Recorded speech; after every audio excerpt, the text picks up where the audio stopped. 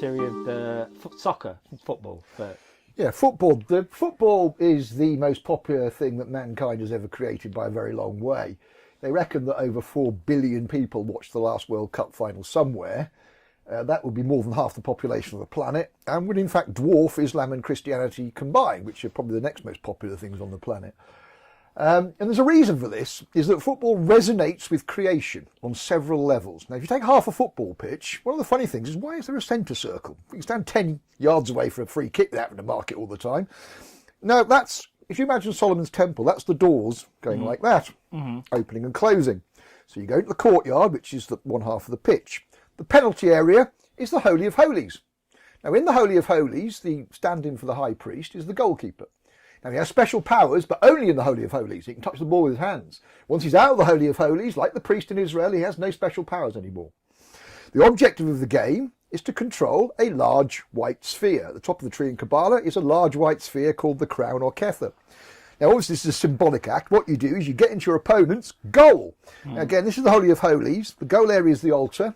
And normally you have to go to the crypt, but obviously for the thing of football, they raise the crypt up as the goal mouth. So what you're actually doing is going in there and putting your Ark of the Covenant in there and taking their Ark of the Covenant out. So you've replaced your covenant with God, their covenant with God with your covenant with God, basically. So when Archie Gemmill did that great goal in Argentina 78, it was almost like a religious act. Well, I would compare it to ballet. I've seen some of the goals look almost like they're choreographed balletically. Yeah. And one thing I would point out about football is that another reason why it's spiritual, spirituality is all about overcoming your animal instincts to rise into a higher consciousness.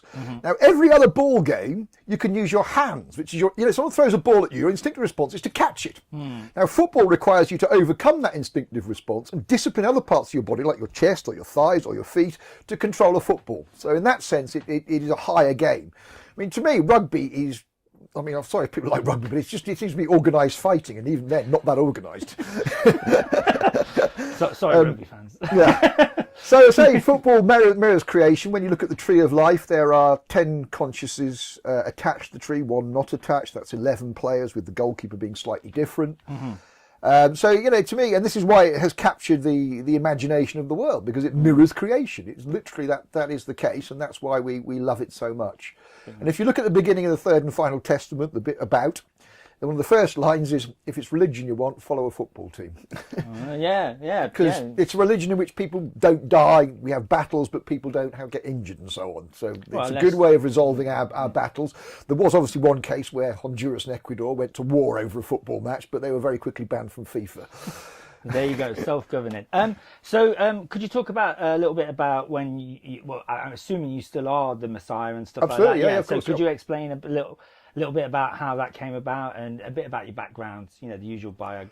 Yeah. 20 years ago now, I blew the whistle on the intelligence services. I was an MI5 officer.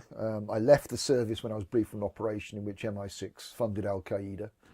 And carried out an operation in which innocent people died. I thought I was stopping terrorism, not being involved in it. So I did the honourable thing. I resigned. Some months later, I blew the whistle on that. The government failed to take my evidence, but despite failing to take my evidence, at the same time still called me a liar. Now, can you imagine the frustration where you're trying to say to people, I've got evidence to disprove what you're saying, but you're still calling me a liar, but you won't take possession of the evidence. Now, in that single act, we have here at the beginning of what is going on now. It became acceptable for government not to investigate matters of enormous importance. This was MI6 funding our terrorist enemies and murdering people.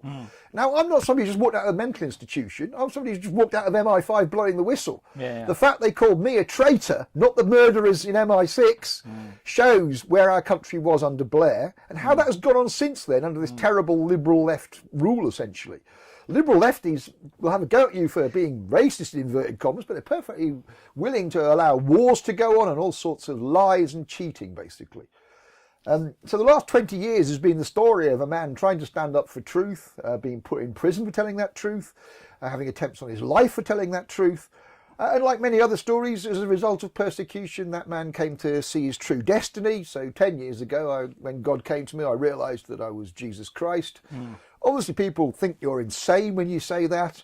But I would say to people, it's exactly the opposite at the moment. If you can't see this is the end times, you've got a problem, basically. Did you ever kind of question yourself? Did you think you were like, well, hold on, I'm taking this a bit too seriously and stuff? Or was there a point when you kind of doubted that you were the Messiah? Or did you did you feel that sort of? How did it actually happen? Was it like, like in the movies, it's like a ray of light hits you in the head, sort of thing? Was it like that?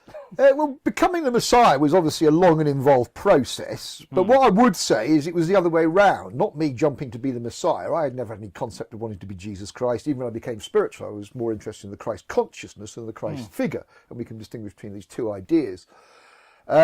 But what happened at one point is I'd been told by the spirit I was talking to, who said to me, I'm a very high up spirit in heaven. You've been chosen for a special mission that involves saving humanity, and we're going to be doing this in future. Now, even at that point, I didn't say I'm the Messiah. Yeah. Whereas a lot of people would have been up there, I'm Jesus Christ, I'm the Messiah, and so on. So I didn't come until I was called by God. When I eventually was called by God, it was a bit like the ray of light coming down. There was a moment when all I've described, the Bible says the heavens open, not with rain, but with divine light, basically. How did that feel? I describe it as an experience that, obviously, because you don't know it too well, to start with seemed slightly troubling, just because I didn't know. Once I realised what was going on, it became a sublime experience. It was troubling to try and, in a sense, absorb the amount of divine energy I was getting, because it seemed almost too much for a human body to be able to bear. And I do compare the experience to the Israelites in the Red Sea, when they're waiting for the waters to part, and it comes right up to their nose as an act of faith and then parts, basically. It felt like that. It felt like my nose was just above the water. That would be the metaphor. So it's not like I'm drowning. It's just that I'm just on the point where I might start drowning, kind of thing. You don't know what's going to happen next, sort of thing. And I think if you didn't have techniques for dealing with this stuff, it probably would drive you mad. I mean, obviously, I went full on into my meditations, chanting. I do a ritual known as the Kabbalistic cross, or the crucifixion, basically. Okay. Because part of it, you're standing there like this. So at this moment, this is the crucifixion. Yeah. I'm standing there. The heavens open with divine light, not with rain. So that's the meaning of the Bible. The Bible quite often will encode figuratively something it's prophesying rather than be recording an actual piece of history. So what does your messianic, is that the right word? Yeah, messianic, messianic duties include? Why, what are you here to do? Essentially to teach the law, which is love your neighbour as you love yourself. Now this is known by philosophers as the golden rule, because it has no exceptions. And again, you can teach do as you would be done by to a 5-year-old. You don't need all these constitutions and law books and law professors and solicitors and barristers and judges who all cost us a fortune, basically. If you understand the principles of law, you can judge. But we've got so far away from the principles of law now in the legal system that that's why we're in such a mess, basically. And again, I'll take my own case. If the government doesn't investigate terrorists within the midst of the British state, how can, what's the point of having law in the first place if we don't prosecute the most serious criminals? Same with Blair, he's a war criminal, yet we don't prosecute him. Why do we have law? We have law there to protect people from dangerous men and women. If we don't prosecute those people in the first place, they're going to carry on being dangerous men and women, basically. So you'd like to see, Blair up at, the Hague? I'd like to see him in this country before a jury. Yeah. The jury of his peers. I don't think he'd have much of a chance. What, he? Yeah. No, he wouldn't have a chance. Well, no, because he's banged to rights. People say he wouldn't get a fair trial. Well, hang on. The fair trial would be, were you the British Prime Minister? Did you order British troops into Iraq? Do you have a defence to that? Because that's the crime. You order the troops in. We've seen all of that. That happened. Nobody's going to dispute that. The next bit is, right, why did you do that? And of course, he's got no case. That's the point. He was the one. And again, can you get into the mentality of somebody who spins the case for war? With all the things that go with wars, all the deaths and the violence and the suffering, you have to be a psychopath to do that, And this proves to me that Tony Blair was a psychopath, like many other liberals. Psychopaths we know will hide behind legislation and rules saying, I'm only doing this because the rules say so. When in fact they really want to do it because they've got dark hearts, basically. So going back to, the point when you realised you were the Messiah, obviously you must have told friends and family, like, how did they react to that? Well, obviously, to set this in context in my life, it was a peculiar situation because obviously 10 years later, I'd had to blow the whistle, then tell my parents what I was doing. I didn't want to take the chance of telling somebody because I work on the intelligence principle. If someone doesn't know, they're not a suspect. Yeah. Whereas if I went around telling people and our operation was blown, I'd have to suspect them. Yeah. So I didn't tell anybody, only me and Annie knew until we blew the whistle. So unfortunately, the way it happened, for example, my mother was flying back from Rotterdam come Monday morning, being abroad all weekend, not seeing the British press, gets on a plane, opens it up on a seat, and there's me looking at her from the front page of The Independent, which is obviously quite a shock. Yeah. But I phoned them up afterwards and explained what I'd done. I explained that although it was technically illegal. Oh, this is that we're talking about the whistleblowing. The whistleblowing. Yeah. Just to fill in the context, I said that this is, what I've done it was for the protection of human life. Therefore, I'm employing a higher law. So obviously, having done things like that, my parents were slightly more used to me not doing the normal stuff. Obviously, as time went on, I started to tell them things like 9/11 was an inside job, the banking industry was a racket, things like this. Obviously, for them, it got more and more difficult because they're not the kind of people who check things out for themselves. So every time I would see them, I would come up with some new, what to them would appear some mad, outlandish idea. So obviously I then came out as Jesus, which created a problem. Obviously after that I came out as Dolores as well. People did say to me, are you taking the piss, basically, because I'd gone obviously from starting off by saying that MI6 funded Al-Qaeda through to 9/11 being an inside job, the world being run by secret societies and bankers, and then obviously I became Jesus and then came out as Dolores. But in some ways that kind of works. You shift the goalpost, basically. If you take people right down there, people are quite often people who don't have much intelligence, just take the midpoint. So if you've taken it that far, the midpoint's over there kind of thing. So they've gone on the journey with you to a certain extent. And I speak truth. I have no worries what people think of me.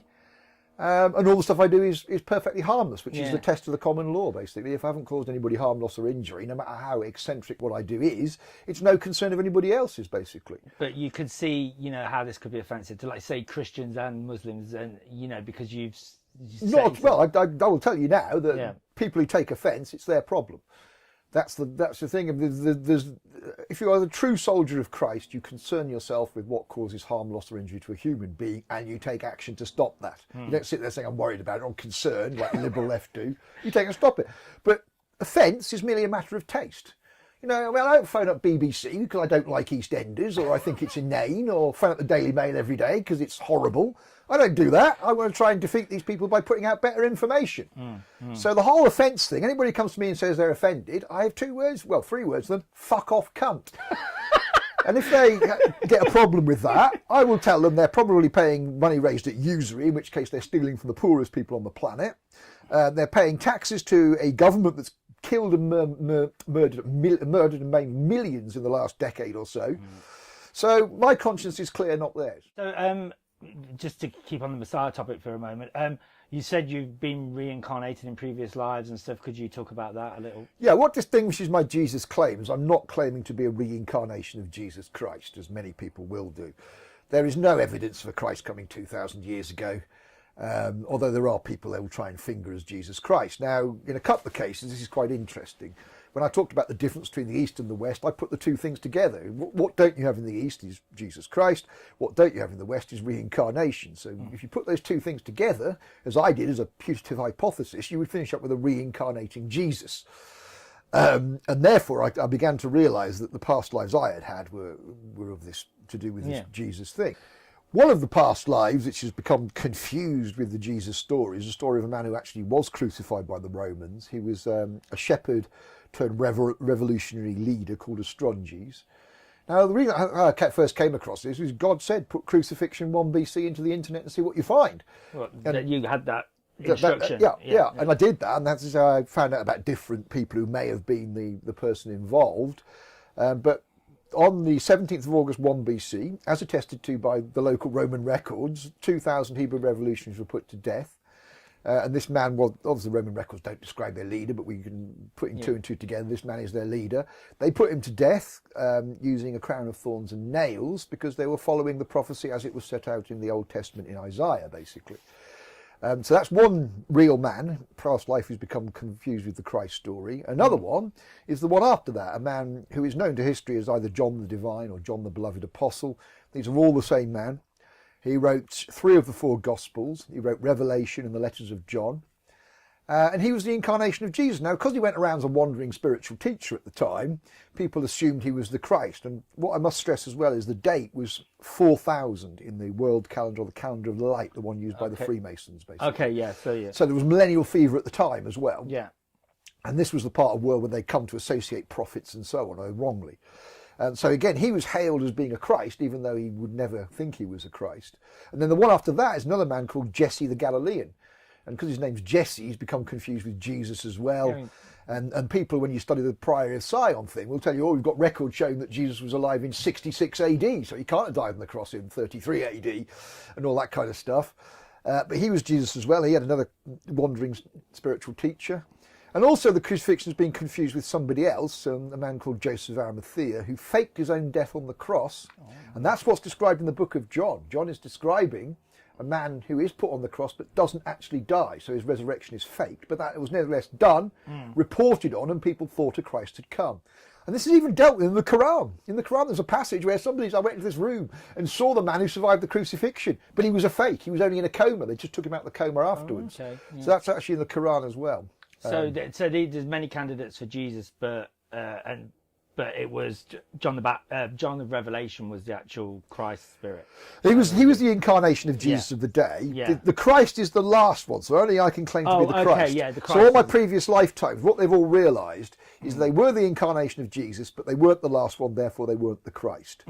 Other people like Joseph of Arimathea, I think at certain points genuinely believed they were the Christ. They went through a spiritual awakening, believed that for a while, and then had to backtrack because they began to realise they weren't. Can the spirit, this spirit pass between? Say you are now, you're the Christ. Can that pass from you while you're still alive, or no? There's only one soul per body at any time. Okay, yeah, that's kind of clear. And so, can you remember any of your past lives, or could you say who your past lives were? Yeah, I can go back through the ones I've worked out. Backwards from me, it's Che Guevara, Lawrence of Arabia, Mary Kelly, one of the victims of the Ripper, the priest at Rennes-les-Bains, the sister town of Rennes-le-Château, which is very famous for a secret, who was the priest there, a man called Jean Vier.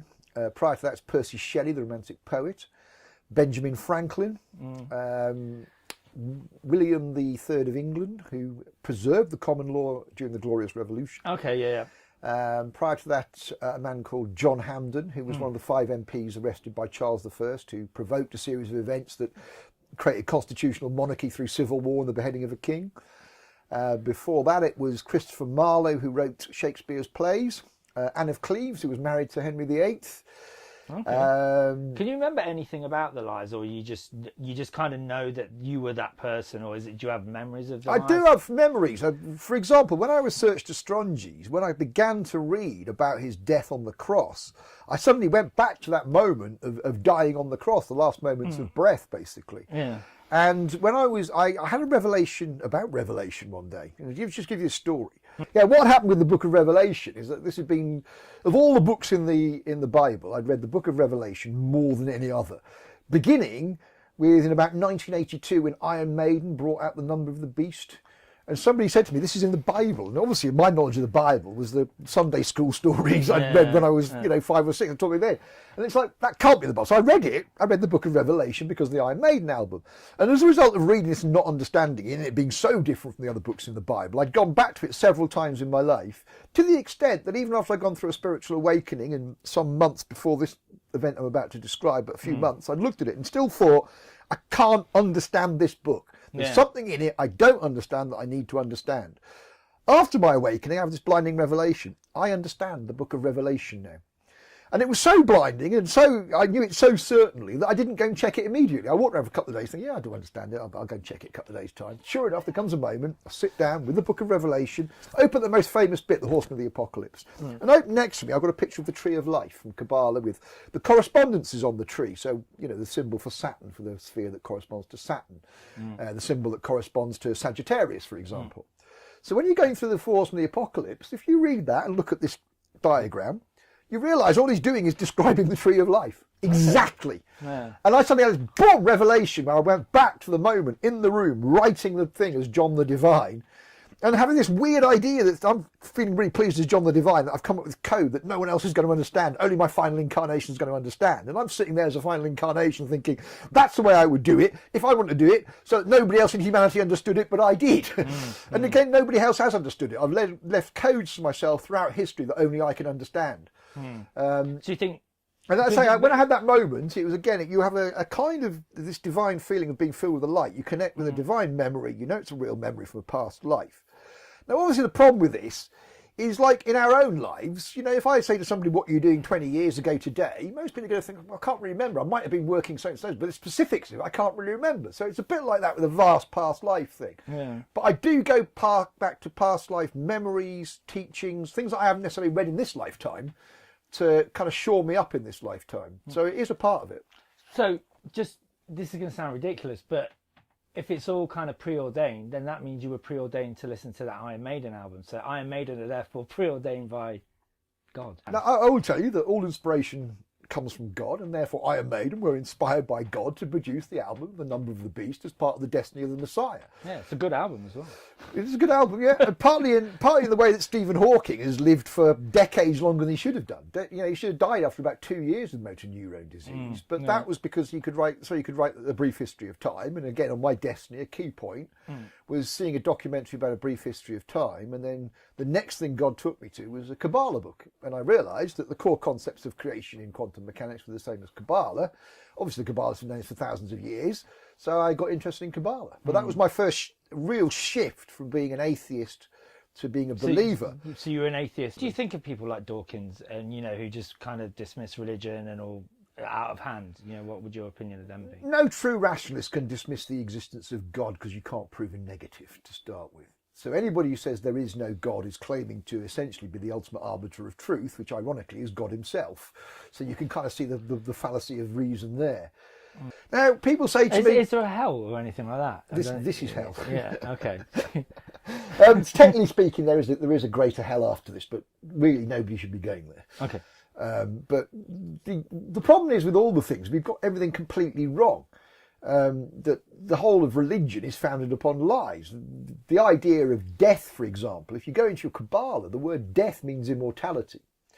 You live in the realm of the dead while you reincarnate. Okay. So we are in the realm of the dead now. We are dead because we're reincarnating. Okay. We become alive when we go through our final death of the ego and become immortal. That's what to live means, to live as an immortal soul, basically. So people have to keep going round and round and round till their soul becomes, I sound really fumbling in the dark with this, so till they become yeah, exactly, for want of a better word, but that's where we are now. Basically, we've all been going on this journey. In the past, my previous incarnations have met the test. They have realised it's all about love, and they have taught the love. But because of the nature of the universe now, they take a different form of immortality. Although they still take a bodily death, they are now conscious above. Normal people who don't accede to the true consciousness in this lifetime die a death, awaiting the final resurrection when they can learn, basically. So that's the difference. But they're not conscious now. We often talk about people being asleep, and they're not. They are asleep. They have no consciousness. And I will tell you, again, people will say all sorts of things to me. When I went through the Boga ceremony of death and rebirth, I walked through the universe. I walked through the tree of life. I went to the sphere that's called Hod in English, but could be transliterated from the Hebrew as Heved, heaven. And it was this great white expanse with all these faceless people marching across it like this, and me going, hello, what's going on here? And I went back there quite a few times on this trip because you can't control it. But I was told afterwards by God that was the place of the souls who are not conscious now, basically. So when we talk about heaven and hell... What happened? Was that in a dream? Or I took loads of iboga. It's called the ceremony of death and rebirth because you literally feel like you're going to die, basically. Yeah. It's highly toxic. Obviously what it does is it purges you, and then you voyage. But this is like, I've taken a lot of psychedelic drugs, basically. And this is nothing like psychedelic drugs. People would say that because, I think you said previously that, people who take LSD sometimes think they're, Jesus and stuff like that. Have you ever considered that might, with what's happened to you? No, I've said before, the first time God said to me, you are Jesus, I was on a mushroom trip. But believe me, magic mushrooms are just a way of retuning the brain, basically. The idea that hallucinations are something that you create completely is wrong. If you're listening to Radio 1, it doesn't mean to say Radio 2 is not broadcasting because you're not listening to it. It's broadcasting on a frequency that you can't receive. And if I take magic mushrooms, it changes the tuning frequency of my brain, so it picks up frequencies from a different level. So suddenly things that are being broadcast, the other dimensions that I don't normally see with my brain in a normal state, I suddenly see, basically. So at the moment, just going back to your former duties when you worked for the security services, there's a lot of whistleblowing and hacking and etc. and whatever you want to call it going on at the moment. What's your kind of opinion on that, the way that the world is right now, with like Trump's election, Brexit, and everyone. There seems to be a lot of mass confusion going on. Deliberately so. The word Babylon comes from Babel in the Hebrew. It means confusion. It's the tower that man tries to create to connect with God, that's not built on good foundations. And again, everything in the Bible is figurative. This is a story of man's laws or man's religions rather than the true religion of love coming to dominate. And we've lived under that for 6,000 years now. If you lived in India, you call it the Kali Yuga. Okay. So we're in a 6,000 year dark age, not 600 years from 400 AD when the Romans left to William the Conqueror coming over, which is what the historians will tell you. And we're now coming out of that period. That said, though, that what we're going to should be good, but we are going to go through a monumental crisis because of what mankind has done. Because we have lost the ancient values. No one's prepared to stand up for truth anymore properly.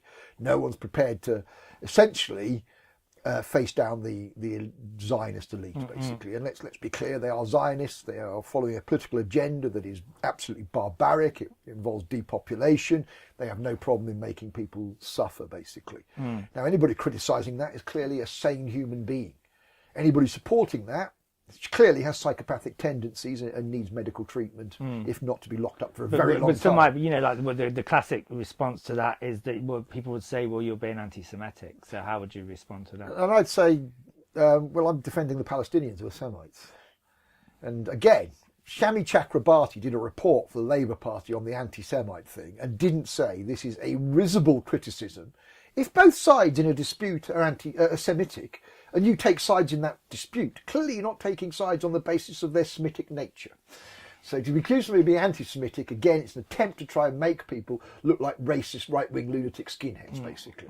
Because most people's minds, an anti-Semite is either a skinhead covered in tattoos, or one of those old types with a blazer from the lower middle classes who thinks he's middle class, basically. Those are the two types they think of when they think of an anti-Semite. And actually, when you research people like David Irving, you realise he's done some very good historical research. And I will go on the Holocaust now, because I have no problem in doing this. The idea that they rounded up 6 million people, gassed them to death, then incinerated the bodies, is a physical nonsense, absolute physical nonsense, for which there is not one scrap of evidence.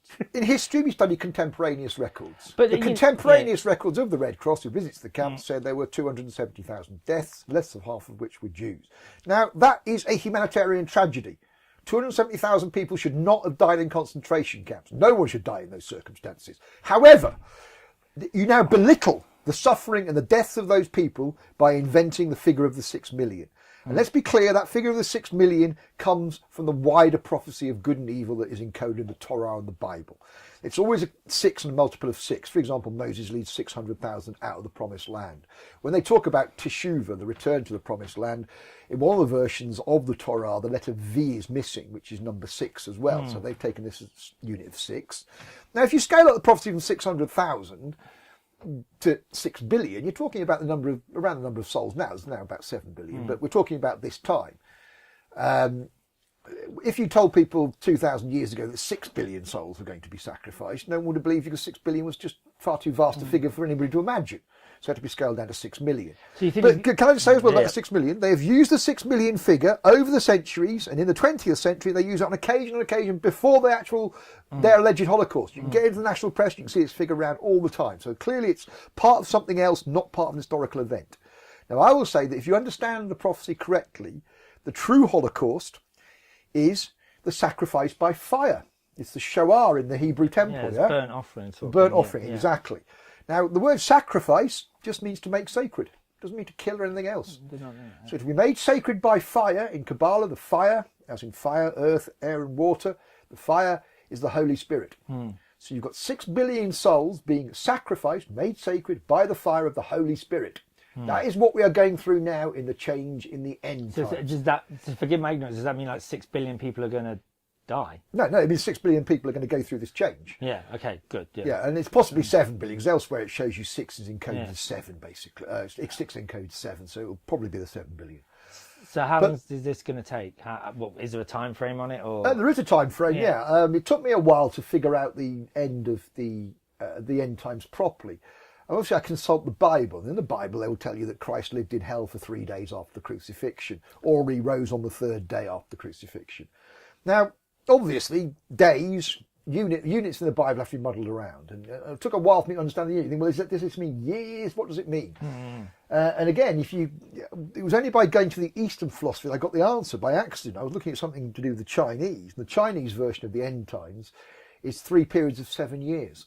Okay. Which mirror the time of abundance, the time of austerity, which is talked about in the dream of Daniel. Yeah, 7 and years. then the last 7 years of the final reckoning after that.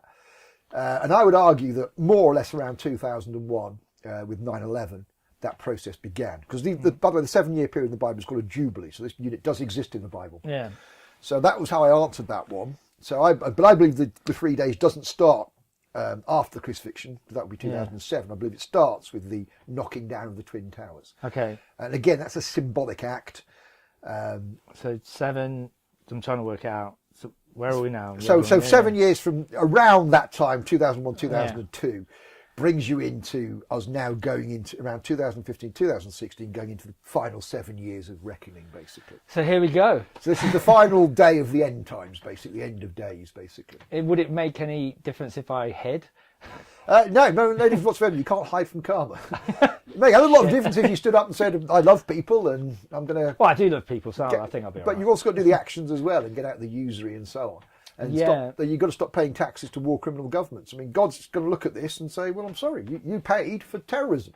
And people will say, well, I had to. And you say, no, you didn't. You had the common law.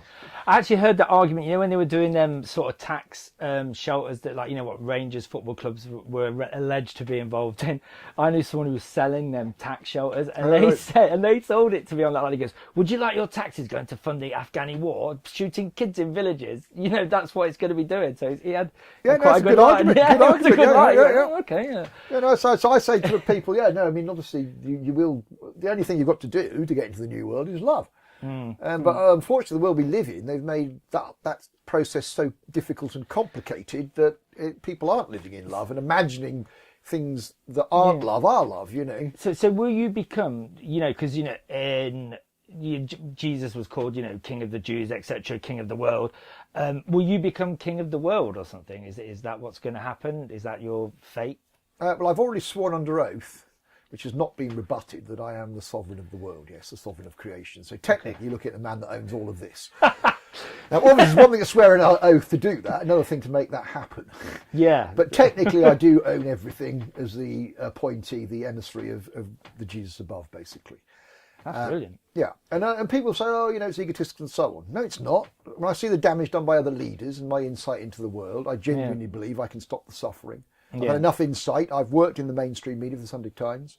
I've run a small business, so I had problems with the banks. I've worked at the heart of the secret state. I've been a management consultant. I've worked at the other side of the secret state when I blew the whistle. I've been through their legal system. So I've got an excellent view of their world, basically. So, and again, it's all about experience. I learn about group consciousness at a visceral level because I accidentally get involved in a cult who turn on me. No. So I see these lessons very viscerally. So I learn the dangers of the group, Yeah. I learn the benefit of speaking the truth at times, even when everybody else is having a go at you. A bit like the No Planes. When I came out of No Planes 10 years ago, they all turned on me. Yeah. You now go online. No Planes meaning that no planes were used on 9/11. Okay. Basically. Yeah. I came up with the theory that they were missiles surrounded by holograms because that fitted all of the evidence and therefore was the position of the true rationalist. Now, when I did this and argued that, people came at me, attacked me and all sorts of things. 10 years on, I haven't done the research myself because I knew it was true, but other people have done it. It's out there, and that is now the accepted theory of anybody who's looked at the evidence. Obviously, we're idiots who say whatever they say about 9/11, but we can dismiss them because they haven't looked at things. But the people who've looked at the evidence will tell you exactly what I said 10 years ago, basically. So what will you be actually, will you be lauded, do you think, or will you just carry on living your life as you do now when... I don't like any of that lauding thing. Yeah. Obviously... I am the heir, they call, and that's why we call the heir to the throne in Britain the heir as opposed to the crown prince. Now, I can't imagine a worse life to have than Prince Charles or Prince William or Prince Harry. The media constantly on your back. You can't do a thing without them having a go or whatever. Do you ever wish it never happened? No, exactly the opposite. I realised when I sat in the crop circle on the day after my anointment, I actually realised that was the one thing in my life that was missing. With that fact, the rest of my life made sense. Without it, my life, I couldn't make any sense of it. So I was born to it. In some ways, looking back in it, I think I kind of did know something, But I never went there because I thought it was just my ego playing with me, basically. Yeah. So I'm the right, I've got the right mentality to be Jesus Christ. To say most people out there, you say, "Oh, you want to be Jesus Christ? You want to be ruler of planet Earth?" You'd be like, "Oh yeah, me." But they'd be all the people who'd be, slaughtering Muslims or gays or whatever, or doing some terrible liberal experiment that doesn't work, Whereas they say I'm a normal bloke, I've had normal experiences. I know I can rule with justice and wisdom, basically. Yeah. And I will say within that wisdom that I was an atheist. I was implacably opposed to the death penalty. But I would say now that I have the wisdom to make the exception to that rule, and that is that unrepentant war criminals, anybody who's put on trial for war crimes and is found guilty, should automatically receive the death penalty. Because that would then discourage these people like Blair, when they're looking at their terrible case for war, from thinking about putting that case forward. There would be a genuine deterrent from the death penalty. Now, people say, there'll be a deterrent in the death penalty to murder. But most murders are committed by husbands and wives on each other. The deterrent effect of the death penalty doesn't come into it, basically. It's a crime of essentially passion, basically, or misplaced passion. So I would say that. And that's why I keep tweeting Blair now, mate. Once your friends aren't here anymore, mate, some of those new Labour types, and I'd make no apology for saying this, I say, if we'd applied the same principles that they applied to the Nazis at Nuremberg, you would have swung from a rope. Yeah. And people say, that's terribly offensive, whatever. I'm not the one supporting the war crime. I'm the one telling these people, basically. Yeah. So, it is my destiny somehow to teach the law. How far that can come in terms of making the final judgment in law is all up for grabs. But what I work with now is the complete disillusionment with their system and the complete disillusionment with the mainstream media. I've been telling the truth for 20 years now. Nobody has found anything significant I've said wrong, basically. But do you ever worry that, you are telling the truth, that someone might come along and... Well, you said it, you said off camera earlier that people have tried to kill you and stuff like that. And could you talk about that? There's been loads of attempts on my life, obviously. Yeah. I'm going to sit away from the window. This has come up recently because I think the CIA, under some freedom of information or a leak, there was a leak of the CIA assassinations manual, and they said that they'd stopped imprisoning people after Mandela because Mandela created a massive public profile for his campaign by being incarcerated. Yeah. So they said much better to assassinate people than to incarcerate. Yeah. Now, I believe the first attempt on my life took place in Guernsey before I'd even blown the whistle. I believe it was an attempt to poison me with pharmaceutical drugs. There is one type of pharmaceutical drug that kills you if you take it with alcohol. Oh, okay. Yeah. Now, at the time, during that weekend, I was drinking at a wedding, and I felt really... Now, obviously, I've been a drinker for years. It didn't feel like being drunk or anything else. It literally felt like I wasn't really there. That's how I can describe it as if I was walking around in this bubble and all my senses were therefore muffled and everything else, as if I couldn't feel or see or hear properly or anything. And I now look back on that and think that was an attempted poisoning. But since then I've been in 4 car accidents. In each case there is some information to indicate that there was some kind of foul play. It's not just me saying it, basically. I mean, for example... 2 months after Diana died in a Mohammed Al Fayed owned Mercedes, we're heading towards Paris to see Mohammed Al Fayed's security people talk about the death of Diana, and the driver falls asleep at the wheel.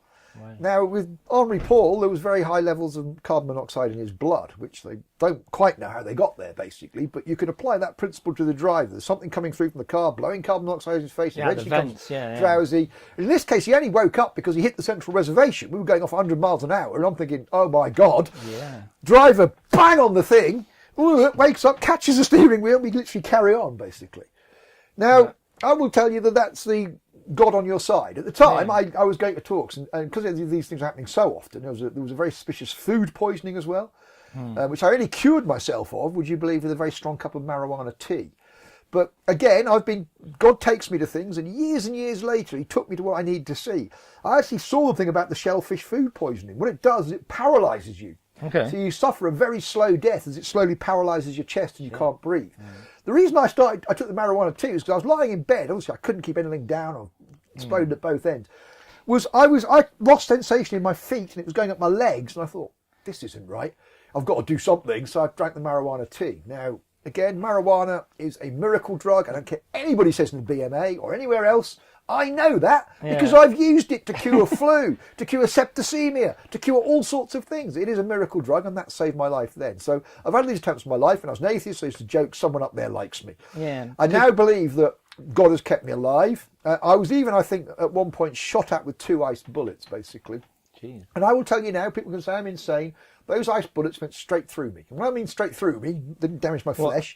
All the molecules in the bullets went one way. All the molecules in my body went that way. There's loads of space. So you're protected. Basically, nothing can. Yeah, they harm can't kill you. me. And Yeah. again, this is why the problem of the crucifixion of Christ in the Bible is a problem. Because elsewhere in the Bible says the Christ has life in himself like the Father. The Christ is born to be immortal. Yeah. You know, the Jews turn around and take the piss out of the Christians, saying, how can you believe a dead Messiah? It just doesn't make any sense. The Messiah's supposed to come here to rule forever. Yeah. So this is part of my case, the fact that Messiah didn't come 2,000 years ago, basically, and the man who died in the crucifixion, I say, in the Bible, is Joseph of Arimathea, was a false Christ. Mm.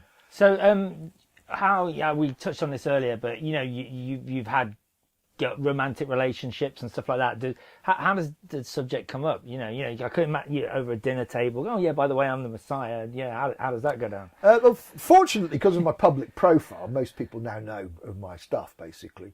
But obviously in the past, what was more embarrassing was having to tell a woman I was a tranny, basically. That was much more embarrassing. And again, we haven't talked about that. Yeah, I can tell you a story about the Bride of Christ. When I after I went through my awakening, I got a phone call from a woman running what she called a spiritual retreat. She said, can you come and talk to the people in my retreat? Okay, no problem. I arrived. The first thing she says to me, she said, during my awakening, I was told I was the Bride of Christ. I was like, oh my God, what's going on here? So I did give it a go, basically. I ultimately fell out with her, and I do point out that's why she's the bride, not the wife of Christ. But that happened with her. I had to sit down with her before I went out with her and say, look, I'm going to have to tell you this. And unfortunately, by this point, I had pictures of me on the internet, so I showed them those. And I said to her, look, this is part of my life. If you can't accept it, there's no point in us going out, because I'm not giving it up, basically. It's part of my life. Why do you dress as a woman? Why do you have that alter? Is it an alter ego, or is it just... I call it an alter ego. Yeah. Now, let's be clear. Obviously, they've tried to use the other side tried to use the word ego against me, because in spirituality, ego means your selfish side. But ego can simply just mean self, which is what soul also means. So it's one of those ones where the words have different meanings according to what language you're coming to. So it is an alter ego. It's a different side of myself. It's not like I'm Dave and I put a frock on. But I joke that Dave's a bit of a bloke and Dolores is a bit of a bird, basically, in compensation. What's her character like? Well, to say, much more girly than me, much less serious, and that kind of thing. And I find it much more easy to be relaxed. You don't take the problems of the world on your shoulders in the same way. And this is why I think men tend to die of heart attacks more and so on, is generally we bear the brunt of responsibility. That sort of thing is now going up, now that women are now doing that. They're being the breadwinners for God knows how many years. We're now seeing women's health go the same way. So it does show there's that responsibility there that causes a certain amount of stress. It's Dolores, isn't it? Yeah. Is she also the Messiah, or is that just your side of the character? No, this is part of the prophecy as well, would you believe? Because the name Dolores was chosen obviously a long time before I knew anything about any of this stuff. And when I went through my awakening, I was taken by God again to go to the internet and put in Doloros, not Dolores, but Doloros. And I put in Doloros, which is the English version, because it means sorrow. Pain in Spanish, Dolores. Yeah, that's it. Sorrow, pain, yeah. Hence the Via Dolorosa is just the Latin version, which isn't in the Bible, but obviously is in biblical tradition. And I came across these things called the 3 Dolores strokes, all from the esoteric. They're all fictional as well. The first one is the lancing of the biblical Christ through the side on the cross. The second one is the wound either in the genitals or the leg of the Fisher King, who is Arthur in the Arthurian romances. And it said that when the 3rd Dolores stroke happens, the end times are about to begin. Now, in my novel, the heroine is also called Dolores Kane. And in the novel, she puts a knife into the hero's leg, although at the time you think she's put it into his knob, basically, because she's so angry with him. Why does that make everyone laugh? It's funny, it's funny, isn't it? So this is very much like the wound of the Fisher King, in the genitals of the leg. And that is published on the Guardian's website in July 2000, basically. So you might argue just after the millennium, just before the millennium, depending on your point of view. So you'd argue that is the 3rd Dolores stroke. It mentions Dolores. And I say, this is a 500-page book. Thousands of words. They could have chosen any excerpts. They choose 2 small excerpts, and that's the one they choose to put online. So that was the Guardian committed the 3rd Dolores stroke to... So it's the Guardian's fault. Well, the Guardian have now taken it down. The link's still there to it, but the Guardian have taken it down. Strange. But they've been doing that a lot of my links. They will take them down. Links to my stuff. Any particular reason, do you think? Because to try and make me look like an idiot and to try and eat away. If then somebody submits this and they say, well, these links aren't here, we can't look at. Because you must have made lots of enemies and people dislike what you're doing. Of course, not just the violent reactions to it, just yeah, ridicule and stuff like Oh that. yeah, of course, yeah, of course, yeah.